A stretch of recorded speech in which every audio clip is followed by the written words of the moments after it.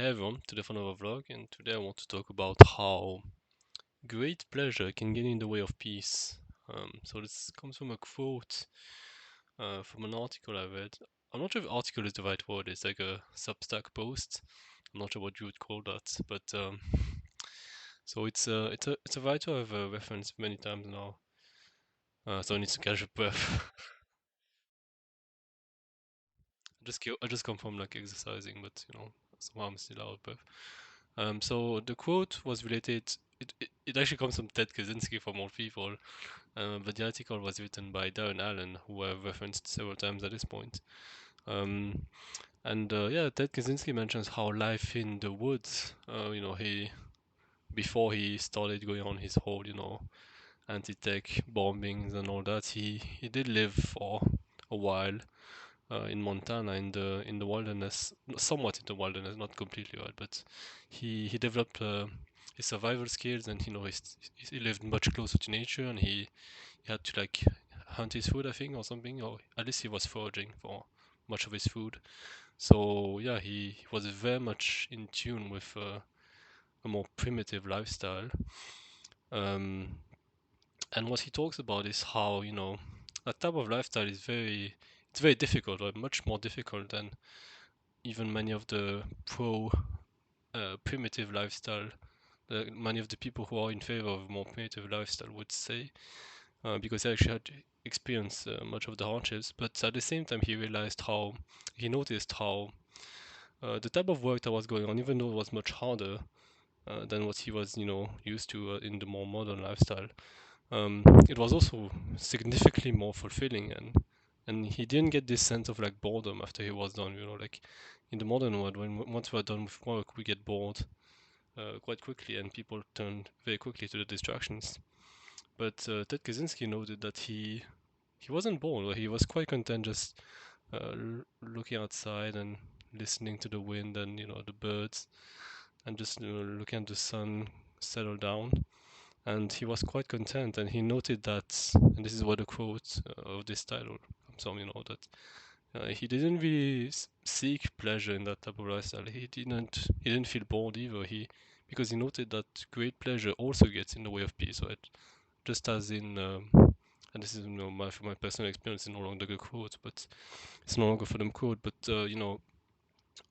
people often think the disruptor of peace is like fear, stress, uncertainty, confusion, depression, and all that. And those are certainly disruptors, right, for obvious reasons. But yeah, it is interesting to think about how great pleasure also gets in the way of peace. And even a bit more obvious is like the fact that the entire chase around pleasure and happiness does get in the way of peace. I think that's quite obvious if you think a bit about it, right? Like uh, most people, because that's basically what most people are doing, right? In the modern world. Actually, it's hard to say, right? Like, I'm not sure if the main driver of behavior in the modern world is more like seeking happiness slash pleasure, right? Because happiness has devolved into pleasure, it seems. I'm not sure if that's the main quest nowadays, or if the main quest is really just pushing away boredom, like completely removing any ounce of boredom, or like you know presence, or being with yourself or whatever. Because I found myself in those moments where it doesn't even feel like I'm enjoying surfing the internet, and I know it very well, right? I don't need to like deceive myself about that. It feels I'm just doing it out of like almost like I don't want to be conscious. I don't want to be present. Like it's not even boredom. It's like anti-being, that kind of thing, anti-presence.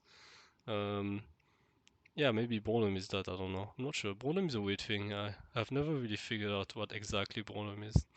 Like whether it's like a sensation in the body, or if it's like a mind trick or whatever. I need to sneeze.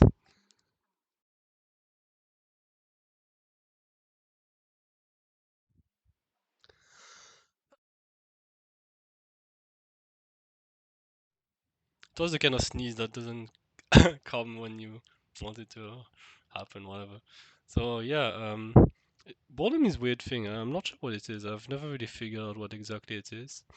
If it's more like an emotion or sensation in the body, or somewhat like a trick of the mind to get to do something. I don't know.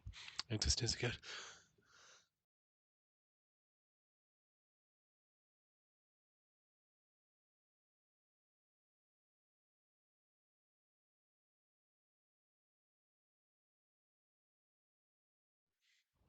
Yeah, I, I could probably maybe edit those sneezes, but I don't really want to. It's too much effort for my vlogs. Also, like, it's kind of the point of those vlogs is to just show up and talk. And yeah, boredom is a weird thing. I don't know, but I've definitely found that many times throughout the past days for me, like you know, there was this period of like uh, a few, like 1 month or 2 months ago, where I was really like indulging in porn for some reason. I don't really know what was happening. I think it's because I was dealing with how much I disliked my job, and I was like I couldn't cope with it. Now more. I'm just more accepting of the situation. I'm not. I don't love my job obviously, but like I just more accepting of the situation. Probably because I have more things to look forward to when I get home, when I'm done with work. Like you could call that cope, right? Like finding things that you enjoy outside of work. I don't know. I don't think that's really cope. For me, that's more like you know, not focusing on the pain and focusing on the good, because you know my long-term goal is obviously to not be in a job I dislike, right? That's obviously my long-term goal. So like I have a limit of like 5 years where I will decide to leave my job and um find something else to earn money. And in general I'm pretty minimalist person. I don't intend to spend much besides the necessary to survive. So yeah, that's kind of my goal. And that's the long term. Well, maybe medium term, because I don't know, 5 years for me is not really long term. It's more like medium term. But in the meantime, it's not like I can just leave my job and do something I enjoy. Right? I feel like that's a bit too idealistic, too romantic uh, of a worldview. And maybe it's possible. I don't know. Maybe I'm just afraid of that. But I feel like in general, it never really helps to indulge in how bad your situation is. Like it doesn't help.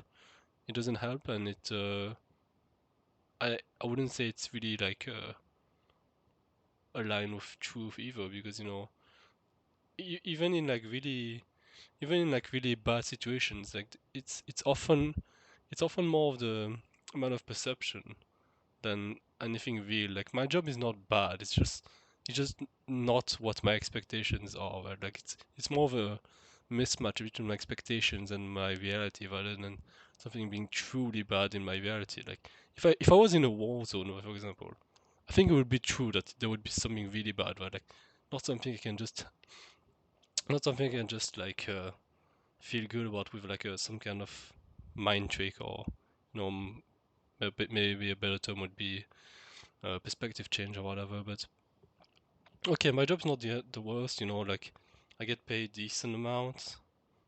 Honestly, I feel like I'm getting a bit underpaid, but I mean it's my first job, so I don't know how much I can bargain for that. So I'm getting paid decent amount. Like I'm in no danger whatsoever. I don't need a car to go to it. So there are many decent upside about it. It's really uninteresting work. I mean, but the good thing is that there are many opportunities to like just read the stuff I'm interested in, and no one will notice. And I think that I kind of struggled with like the cognitive dissonance, right? The fact that I spent so many years at school just for a job I didn't like, and that really hurt. Right? Like I don't think I've completely dealt with that. Like that really hurts in some ways, some important ways. Right? Like feeling really betrayed by society. And I think that's probably why I've engaged so much in like critiques of society throughout my last year of uni and the year afterwards, which is the current year, the current like school year, you could say. But yeah, it doesn't really help, right? It doesn't really help. It doesn't help solve anything. It doesn't help me bring more fulfillment. It doesn't help me bring more peace. It doesn't bring more love in my life or whatever. Like it doesn't really help anyone or anything to just indulge in how much I dislike my job. And I find that I don't know, for some reason I didn't turn to porn because I think I didn't need the coping mechanism anymore. And it's not enjoyable. Like porn is actually not enjoyable. I wouldn't even classify it as pleasure. The title of this vlog is, great pleasure gets in the way of peace, but I wouldn't even call porn pleasurable. Actually, it's it's actually kind of a psyop that porn is enjoyable. I think. I think it's mainly a coping mechanism. Um, yeah. Maybe some people who are like, maybe some people who watch porn not as a coping mechanism find enjoyment, but I think people who are addicted to it don't enjoy it, quite simply. Um, and I also don't think there's anything really sexual about porn, weirdly enough. Like even though it's, it involves jerking off and whatever. I don't think it's actually the sexuality that really appeals to the addiction. It's more like, again, the coping mechanism, the fact that you can find something to, like, pleasure, yeah, kind of, but like it's something more basic than that. Like it's like kind of safety that is reliable, right? Like porn is like a reliable way of to get safety in your system. Um, and it's the key fact that it's reliable, right? Which is why a lot of people who prefer porn over relationships like make that decision is because it's completely reliable. There's never a sense of like rejection, or it's always available, right? So that's kind of my analysis of porn, but I could make a series of on that to kind of describe my thoughts about it. But I think basically there's a huge difference between the addiction and like the casual use. Um, I don't, I'm not interested in the casual use for obvious reasons because I'm used to be quite addicted to it. But yeah, it certainly disturbs my peace. That's for sure. Whether it's pleasurable or not, it definitely disturbs my peace. And yeah, I don't know. I don't think peace is like the single most important thing in life, but I think it's a good thing to be able to tune into. Uh, you know, I think I think I think any single goal can be easily turned into like a misleading sort of problematic goalpost. Like sort of, it's a good hard slow. Right? Like when metrics become targets, they cease to become good metrics. I think, yeah, I think happiness is good, but not as a goal. Peace, I think, is good, but not as a goal either, because otherwise you sort of become emotionally repressed. If you only chase happiness, for example, well, the thing is that first of all, the thing about happiness is that the definition of happiness is the Western one is very fucked up, right? So, but also like if you chase happiness, you kind of chase something that you don't really have control over, so you're kind of making miserable over that. And yeah, there are always many problems with chasing things, I think, but I think it's good to have like a sort of heuristics, like do I overall feel more happy in this setting, or do I overall feel more at peace in this setting? Right, that's I think that those are good heuristics, right? Those are the very definitely good things to feel and to sort of track. But I think as precise goals to maximize, they become dangerous. So yeah, but I think it is good to be peaceful. Obviously, it is good to be happy. It is good to be loving and all that. So yeah, that's about everything I have to say for today. I'll see you next time.